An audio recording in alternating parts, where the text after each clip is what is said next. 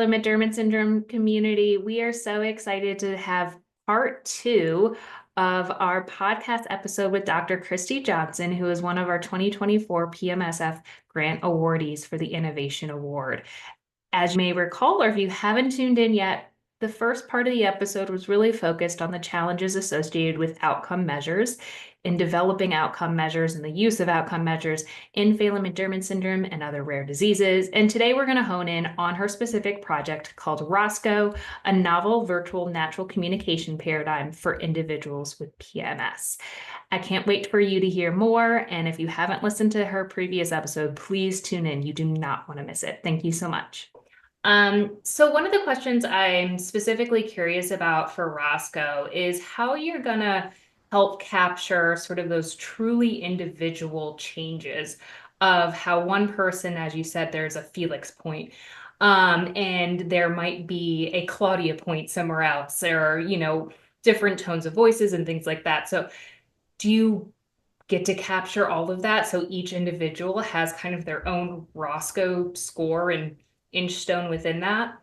Yeah, kind of. So I've actually dedicated my career to really figuring out how to make things that are deeply personalizable, yet generalizable across individuals, right? I'm like this nerdy scientist at my core where like I want to know universal truths, right? I wanted to be able to see what is like shared and what we like know about one another and track it over time, which Yeah. requires a level of standardization across, like, there's a reason we standardize these things. Right. It's motivated by these desires to, like, if you keep changing variables, then we don't know what's the variable of the study versus the variable of the people, right? So Yeah. we have to keep something the same, but then how do you possibly capture Right. the level of individuality, the idiosyncratic behaviors, the personalizability, the interests, right? The this person loves Cocomelon and this person is into trains and whatever. Like, we need to like figure that out. So the way that we've done it, this is again many, many years and iterations, both on like physical devices that I've built to studies that I've designed. And Roscoe uses all of that and then uses all the feedback from the parents. So these last Amazing. 18 months, we have been refining like what works kind of across everybody and what needs to be open to personalization. So Roscoe has 4 activities that we do. It is we do this setup call where we set up the tripods and the phones and the smartphones and all the different camera angles, and we walk the caregivers through all the different steps. So everybody's ready. We are ready before the individual with Phelan-McDermid syndrome shows up. And then when they're there, we do 15 minutes approximately of what are called kind of natural language samples. We call them natural communication samples because we're Mm-hmm. in a broad communication. And we do a snack time activity, like a meal time Yeah. activity, which is Right. one of those things where like everybody does it, right? So we can kind of set up the structure so that you're sharing in a meal, and it allows for us to standardize it a bit. For it's about 3 minutes. We get a lot of like requesting and rejecting. I don't want that. We get some back and forth, and yet what you're eating, how you're eating, where you're eating it, whether you're drinking, whether whether you're playing with your food or eating your whatever, that is all up to you. And that's part of that natural part of this, the natural Right. communication sample. Then we move to 5 minutes of free play. But we know that playing looks different for a lot of this population. So again, we prep in advance, like, what does this look like for you and your child? What does 5 minutes of interaction and kind of being together look like? What are the toys they like to play with? What are the songs they like to sing or the dances you like to do, whatever it is.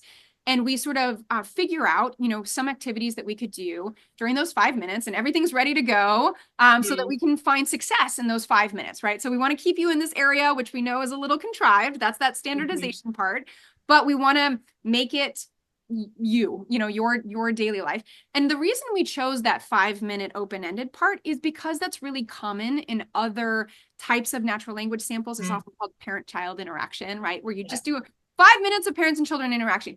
But we know for this community, we need a little bit more infrastructure. 5 minutes of parent-child interaction it can be a daunting task if you haven't maybe thought through it in advance or realized all the things that you do when you're interacting, waiting for a doctor's appointment, waiting for, this and that in a line somewhere. And so we do that 5 minutes. Then we do a thing that went through literally 9 different iterations of figuring out how to get at some more spontaneous communication. Sometimes we end up a little more kind of prompted. Which one do you want? The applesauce or the banana? In these other scenarios, we do something called a communication temptation activity. So this involves bubbles. We actually tried it with many different things. We let people pick. We tried these other things. We went with bubbles because they're enough of interest to most people, including myself. I like watching bubbles. Like they're calm, and for the few that aren't interested in, actually we still get really good communication even when they're not interested. What happens is you blow bubbles a couple of times and then you put the lid on, we send the bubbles, put the lid on the wand and you set it down for a count of 10 in your head. So parents are turned in a little bit to researchers in this time, but we prep them. It's not too bad. You got to blow bubbles and then you got to count to 10 in your head and you wait to see what your child does during that time. And then you can resume the bubbles. And sometimes they'll reach for the bubbles. Sometimes they'll get up and walk away. Sometimes they'll ask for like more food, right? They're not interested at all in the bubbles. And that's okay. Because what we get at is what do they do when they're in a situation where they're like either mildly interested, mildly disinterested, something like that. We're getting a sample of their communication. And it turns out to be a pretty representative sample during this time of how they kind of spontaneously communicate. And we do this like kind of 10-second pause, this communication temptation, 3 different times for 3 minutes or within 3 minutes, right? So it's about once a minute.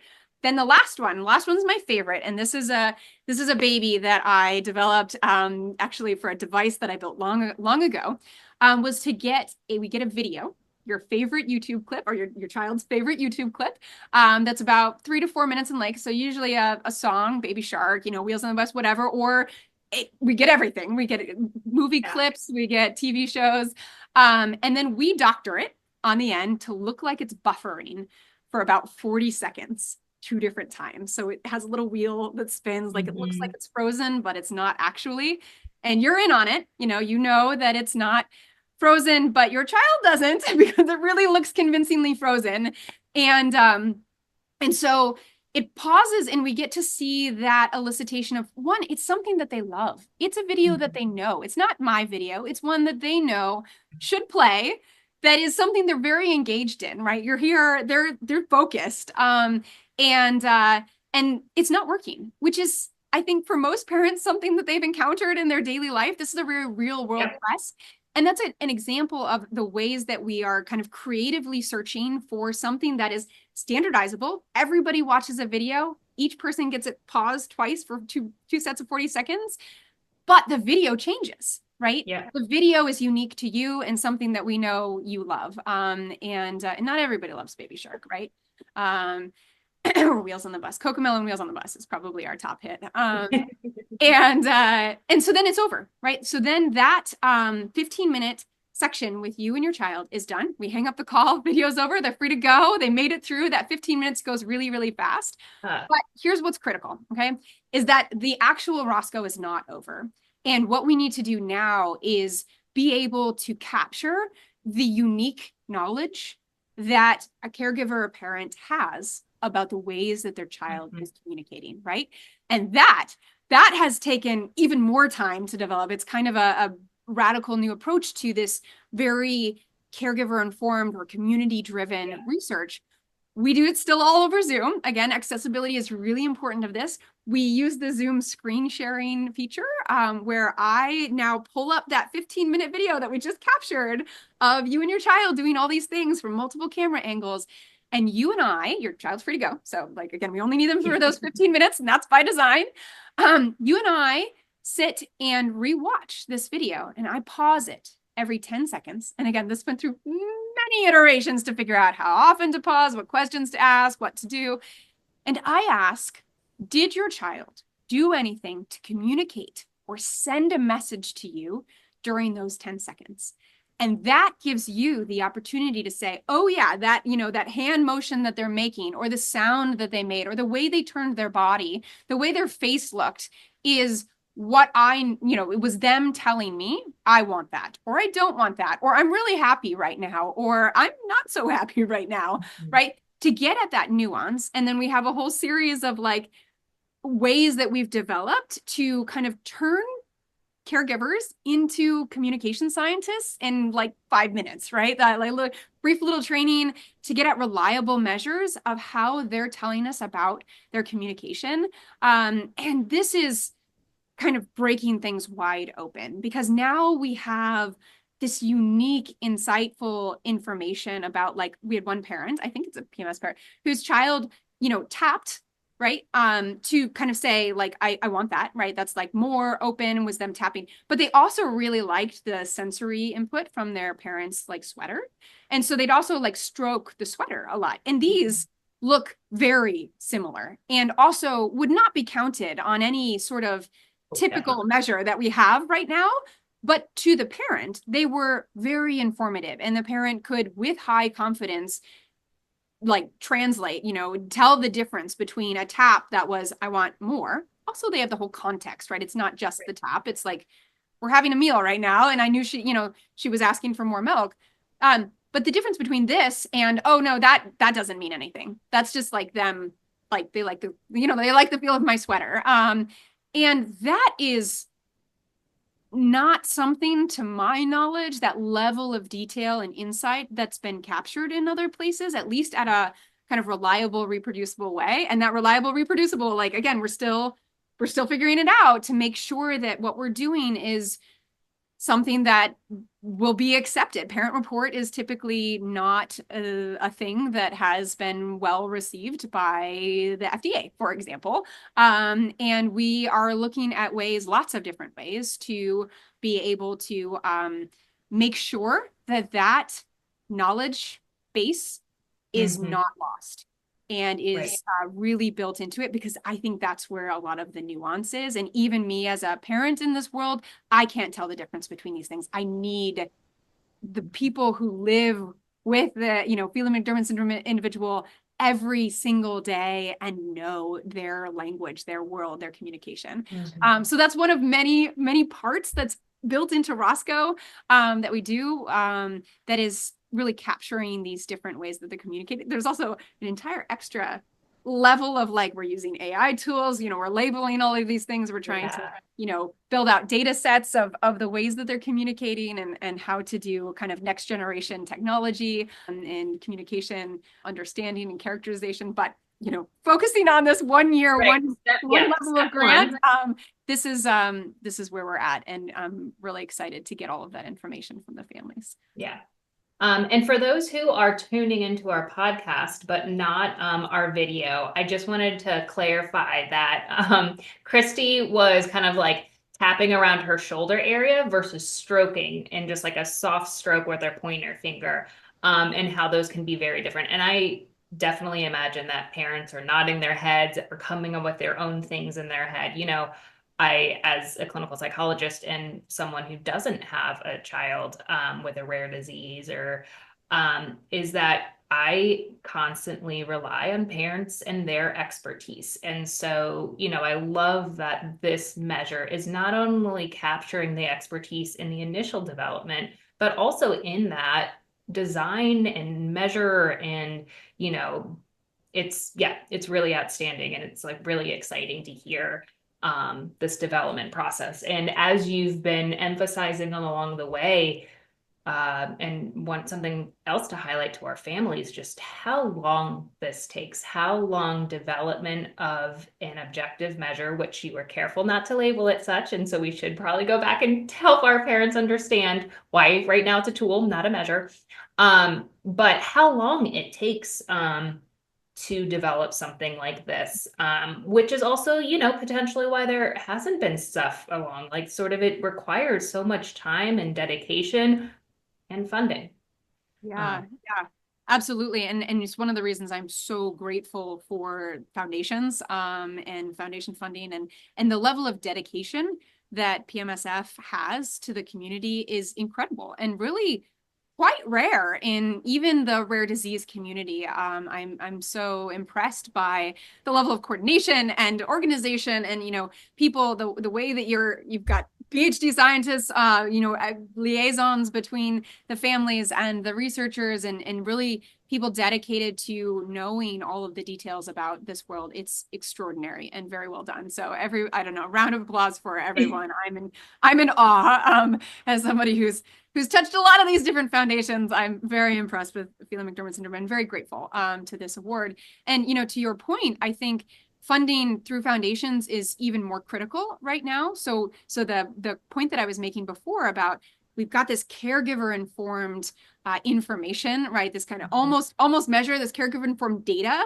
And then we also have the ability to just analyze that 15-minute ROSCO session with the tools that we already have, like the ways that we understand typical communication development, joint attention and pointing and touching and things like that, and sounds that people make. But figuring out the middle ground between those, sort of a clinician coding, something that a clinical a psychologist or communication scientist or speech language pathologist or something like that could do, that's really informed by all of this parent information. And it's tricky. Like, parents use different words to describe these ideas. Like, again, we have to create them, put them into the zone of being communication scientists in a very short amount of time, while acknowledging like this is hard for them and for us too. For example, so that was actually the focus of a grant that we wrote. It's called an R21, which is a 2-year but pretty hefty grant through the NIH, and we submitted it last October based on all this preliminary data that we'd done through our feasibility studies and work with the DSC, the Developmental Synaptopathies Consortium, and it was supposed to be reviewed at the beginning of March. And because of the current situation, the study section, which is what the review committee is called through NIH, they didn't meet, and it hasn't been reassigned for a review date. And it's really devastating, because not only does it mean that like we are not making progress on this thing that was submitted already, 6 months ago, right? It's a huge, long time gap in. It took us months to write the grant. We submitted and many sleepless nights of trying to get everything that's needed for a really rigorous review and to do our best jobs in collaboration across institutions and things like that. And then to not only have it not reviewed, but to not know what's next, right? So we were planning on hiring personnel and really building out a lot of these things depending on even just the score. That's still months before we would get the funding or like find out if we were going to get the funding. There's so many levels and checkpoints that are just kind of stuck right now. And it's really highlights the importance of foundations in this time of uncertainty. And I'm really grateful to have the Phelan-McDermid syndrome community and hopeful that, this will allow us to continue this really important work during this time. Yeah. I'm glad you have, again, congratulations on the award. And, as speaking with other foundations during this time, I think you highlight a couple good points there of that, funding from foundations are going to be really critical sort of in this time period where there is more uncertainty and some delays in federal funding, whether it's through NIH. The DoD also has a subset of money kind of set aside for autism. And so, I'm hoping that as our foundation, other foundations in the field can really kind of, hopefully we can step up our game. That being said, we're reliant on donations. And so listeners out there, it is important. And, I wasn't intending to have necessarily a donation plug, but I mean, it is sort of this trickle down effect that sometimes it's impossible to make scientific progress without those grants. And you talked about hiring personnel, and I know a lot of universities have sort of putting hiring freezes unless there's a specific money slated for it. And so right now kind of you're stuck kind of in the middle. So I, hope, fingers crossed, you hear soon. I did want to update our families that the natural history study, which is funded by NIH and ended a little bit ago. But the PMS Foundation has done a really good job of helping kind of cover those costs in the middle. So thank you again for donations that have made that possible. But it was the review and the study section has finally been reassigned from the beginning of the year to the end of April. So we are very excited that the date has been reassigned now. Obviously, this pushes things back. And we also don't know what our score is going to be, if we're going to get funded, et cetera. But we at least have the good news that study section has been reassigned. So keep your fingers crossed, everyone, that we will have a next stage of natural history funding. So switching gears a little bit, you are an assistant professor relatively early in your training. So tell me a little bit kind of how you see this specific grant kind of helping you with your training, whether you're getting some additional mentorship, and how this is going to help you kind of with that next career stage.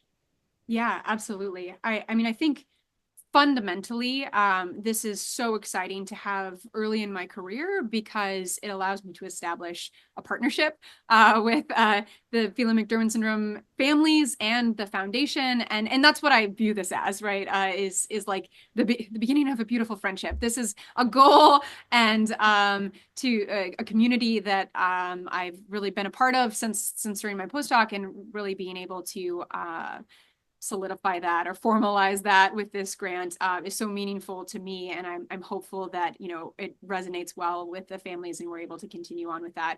I'm really grateful to my mentor on the grant, who's Dr. Helen Tager-Flussberg, an emeritus professor from Boston University, who has been really foundational in getting sort of minimally verbal, minimally speaking individuals with autism long before we had genetic testing and some of these other things just on the map, and really acknowledging the depth of their language and communication. And she developed her own natural language samples, not so much for this population, but kind of the next step from that, and has really informed a lot of my own knowledge and awareness of the field. So I'm grateful for that, but I'm especially grateful for the families. I think this just cannot be done without this community effort, and to be part of a community so strong and vibrant as Phelan-McDermid syndrome is such an honor. Well, I love to hear that. And I think I would imagine that the feelings are mutual too, is that, we've talked so much about how necessary a measure or tool like this is needed in the field. And so, it's that reciprocal relationship. And as our part, the Phelan-McDermid Syndrome Foundation, in that, not only in terms of helping fund this project, is there ways we can help with recruitment for you? Yes, so we are actually currently enrolling. We've got participants lined up for these next few weeks, and I will say what we're focused on right now, because there are 4 different time points, right? So we have those time point 1 to 2 weeks later, and then 6 months later, again 1, and then 2. So it's 4 points per person, and we're starting with about 20 individuals. So that's 80 ROSCOs that we need to run for a 1-year study. So we're cooking. It's going to be busy. But really finding families, it's a joint effort, right? It really is about the family approach that are interested in this kind of longitudinal approach. We're especially focused on individuals who, again, have 0 to a few spoken words. Our inclusion criteria allows us to go much further than that because we want to see the range of ROSCO. But I think there's especially a need for this this very minimally speaking or non-speaking population because of what we don't know from other measures. So if those families are interested, please reach out to us. I can provide the contact information to you and make sure that they have a way to get in contact with us and be, we are trying to be like realistic and forthcoming with what the time commitment is for these things. We recognize the burden. We do compensate for each step. We also cover all of the shipping, so the things get shipped to you, and then we have set up so it's like a porch pickup. So all you have to do is put things back in the box and put it on the porch, and then it's taken care of from there. Really, again, designed around years of iterating and building with these different communities on every little thing is an added peace, right? Which we don't need, right? Every moment that we don't need to spend on something else, let's not spend it. So it's a very efficient and tight study, but it does still take time, and we do recognize that those are limitations that some people may have, but it's also not the end, right? So if you're not able to join this study, please still reach out. We can add you to our registry. Wonderful. And as we continue the study, as we hopefully get funding from various sources, we'll be able to expand beyond this group of 20 and really carry it forward. We'd love to continue the longitudinal nature of this even farther. ROSCO was included in the DSC3 grant as one of the measures that we use. We have a subcontract, so fingers crossed. And that would be huge for us to really characterize broadly across the population. So yeah, I'll provide you with the contact information. And regardless, if you're interested, please reach out. We'll make sure your name is included in our database. Any specific ages for this?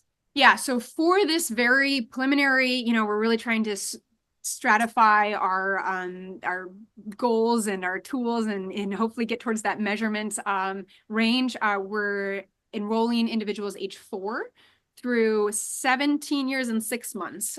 So below that 18-year-old cutoff. And we acknowledge that, the PMS population is much broader than that. These decisions on these ages were built a little bit around the data that we already have. So leveraging things like the DSC data is part of our database, because I'm still part of the RDCRN and the DSC. So we can leverage a lot of that longitudinal data, the things that we've been looking at in our feasibility study. Again, some of these Phelan-McDermid syndrome families have been part of the study that we've been running for the last 18 months, and we can leverage their data.